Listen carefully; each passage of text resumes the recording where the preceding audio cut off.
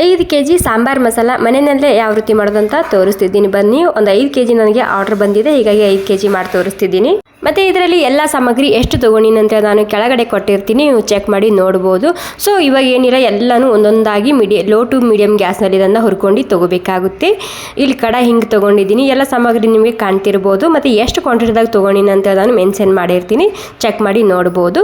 So ಬನ್ನಿ ಯಾವ ರೀತಿ ಮಾಡೋದಂತ ನೋಡೋಣ. ಇವಾಗ ಮೊದಲಿಗೆ ನಾನಿಲ್ಲಿ ಕಡಾಯಿನಲ್ಲಿ ಸ್ವಲ್ಪ ಎಣ್ಣೆ ಹಾಕ್ಕೊಂಡಿನಿ. ಎಣ್ಣೆ ಬಿಸಿ ಆದಮೇಲೆ ಸಾಸಿವೆ ಮತ್ತು ಮೆಂತ್ಯ ಹಾಕ್ಕೊತಿದ್ದೀನಿ. ಒಂದು 100 ಗ್ರಾಮ್ ಆಗುವಷ್ಟು ಇದೆ ಇದು.